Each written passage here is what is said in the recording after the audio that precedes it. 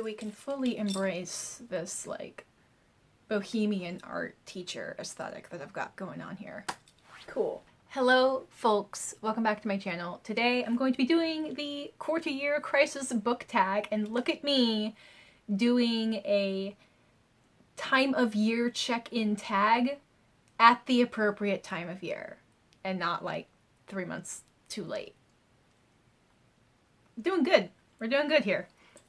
So I think this tag has been going around, but I think like the first one I watched was from BooksandJams, and then it looks like the original tag is from Roisin's reading. It's not a channel I'm super familiar with. I will need to look into them, and I will absolutely have a link for these folks in my description box below, along with all of the questions, if you are interested in doing the tag yourself. Is my jewelry too noisy? We're just gonna do it for this video, and I'll see how bad it actually is. But I had to show this off. My my mother-in-law was shopping with a friend of hers who hasn't even met me. I think she might have just seen photos from my wedding, and she saw this and it's like, oh my god, this looks like your daughter-in-law would love it. Yes, I do. Bold colors, like silver metal working. It's great. I love it. Okay, so we got 9 questions here. So question number 1. How many books have you read so far? I believe I've read 40.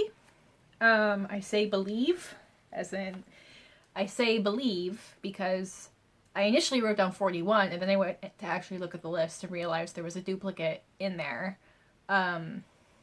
So I haven't gone through and I haven't gone through and cross-referenced between like my Goodreads, my Storygraph, and like where I have written down notes about what I've read.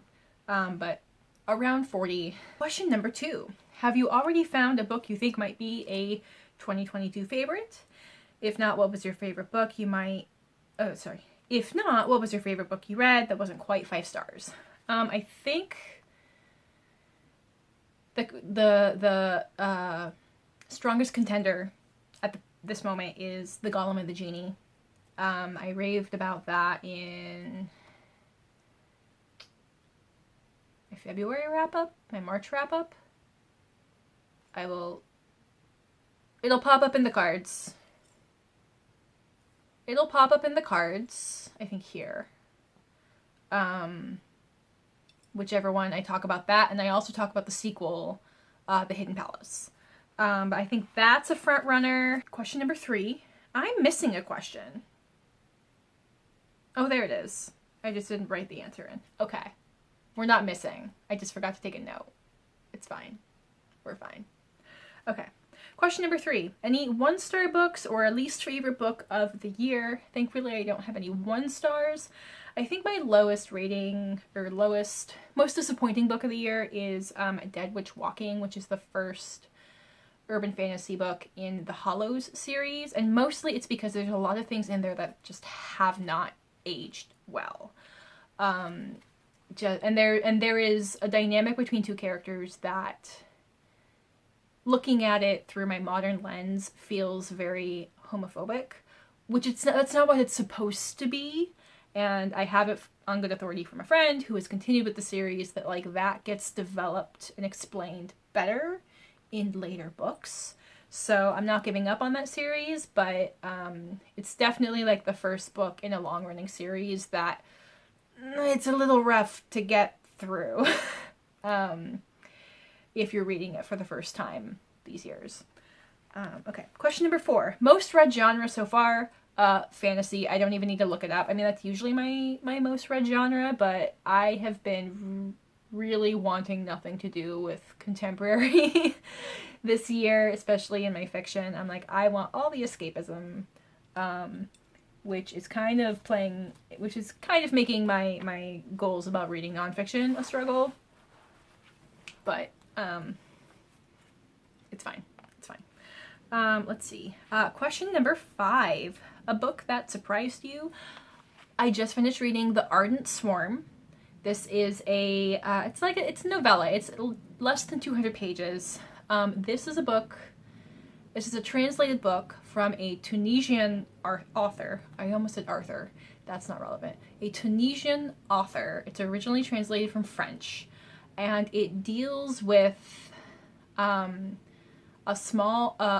follows a beekeeper in a small village in Tunisia in the aftermath of the Arab Spring. And he discovers something is killing his bees, and his quest to find out what is it and how to deal with it kind of mirrors, that's the word I want. It kind of mirrors the changes and challenges that are happening in this country. And it's excellent. Like the writing and the translation, I can tell that the translation is amazing. It really captures like the life and the flow and the intensity of the writing.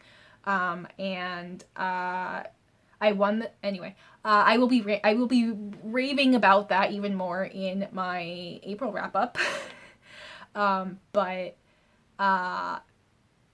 Yeah, I'm kicking myself for not reading it sooner, and I'm very sad that more people haven't read it. I think it only has like 40 Goodreads reviews. It's like very unknown. If you have heard of it, or if you're doing one of those like, reading a book from every country or like every official country in the world or something, like check out that one for Tunisia, because it's excellent and it's short. I think it was surprising because it's like really not a genre that I'm super drawn to. It's not my favorite of the year, but like of what I've read so far, I probably would put it in the top 10. Hopefully I'll remember to talk about it and hype it up, because it needs it. I want this book to have success so that more of this author's work gets translated into English in the future. Great. Let's see. Question number 6. A book that has come out in 22 that you want to read but haven't yet. Bitter by Akwaeke Emezi. I have purchased a copy and have not gotten around to it yet. A book I'm in the middle of, so I haven't finished it, but I have started it, that I'm so excited for and I'm having a great time with.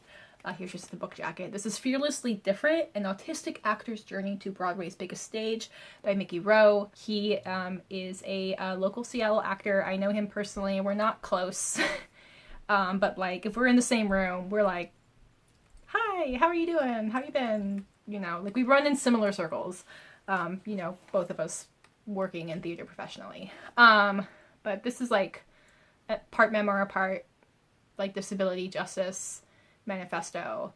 And so far it's amazing. So we'll be finishing that soon, but that's another one that like, it's kind of just getting recognition in like kind of very niche circles. So like whatever I can do to draw more people's attention to it, will do. Question number 7. One goal you made that you are succeeding at. So my goals are mostly about just like my monthly TBR. I'll just like review them really quickly. Read 2 books from my TBR from the start of the year, 2 nonfiction, 1 amnesia read, which is where I read books that I know I've read, but I really don't remember anything about them. 1 translated book, 1 ebook or owned audiobook, 1 giveaway or gifted copy, and then over the course of the year, read 4 books in Spanish. And I can combine those prompts. So 1 book can definitely fill multiple slots. So one that I happen to be doing really well with is reading a translated book every month. And part of that is I acquire like physical copies of translated books. So then like they're right there when I get the urge to like pick up my next book, I'm reminded of them. I've also finished off some series. I finished off the Legends of the Condor series. So like once I got started with that, okay, well there's 4 books that, will keep me busy. So yeah, I happen to be doing well with that one. Let's see. What's one goal you've made that you are kind of struggling with? I'm struggling with the ebooks and giveaway books, which I mostly own ebook copies of, because I have realized... Sorry, got distracted by an engine. I've realized that ebooks are not a good investment for me for buying stuff or acquiring stuff because they are so out of sight, out of mind. I really need the presence of a physical book, or I need the reminder of holds from a library book. So I think this, making lists and having lists to look at has helped me a little bit to start to get through some of them, but I've already learned, it's part of this project, but I have learned that, like,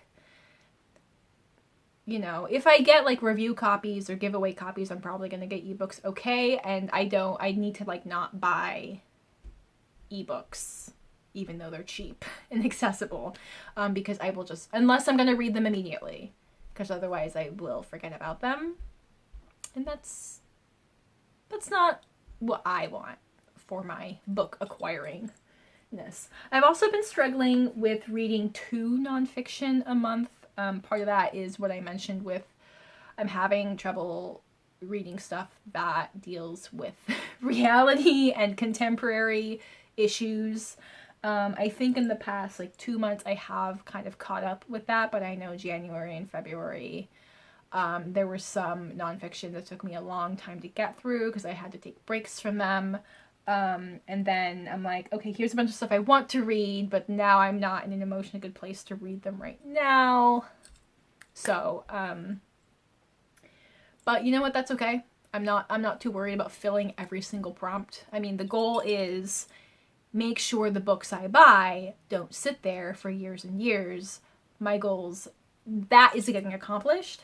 That part is getting accomplished. So the nitty-gritty of it, I'm not stressed about. Okay, and now finally, question number 9. What are some new to you booktubers, bookstagrammers, booktalkers for 2022 that you recommend? I don't have BookTok, I don't have TikTok, I don't have Twitter. I'm not interested in having any of them. I mostly am like aware of specific creators from BookTube. So 2 I want to shout out are ellethinks. I think I first found her from her video, Book Buying Bans Won't Work, but my TBR is out of control. And yeah, I like her kind of self-awareness of, what she wants in her book acquiring journey and like her TBR journey. And, I like her reflection on talking about either like the book community and like bookworm cultural stuff, and then also like the book she's actually reading. And then another one that I've found recently is metanarrator. I think my favorite video of hers I've seen so far is tier ranking Indian literary classics based on their opening line or paragraph. So it's cool because she, first off, you learn about like, like the 10 or 12 like most famous Indian literary classics, which I think of them I may have heard of 2. And then, she reads the opening line, and if there's not really enough there, she'll read like a couple sentences or a paragraph. And then you really see her like literary and analytical a brain really dissect the writing and the information and the cultural context. And then, there's the game of like ranking them. So that was cool. And then, she, being of Indian heritage, she brings in a lot of literature that like I'm unfamiliar with. And, whether or not I'm actually going to read that stuff, I do love to find creators who talk about stuff that like I might not otherwise be exposed to. So I will absolutely have them both linked in the description box below. Would love for you to check them out, see what they're about. Okay, I'm glad this video is going to be kind of short because the sound is driving me crazy.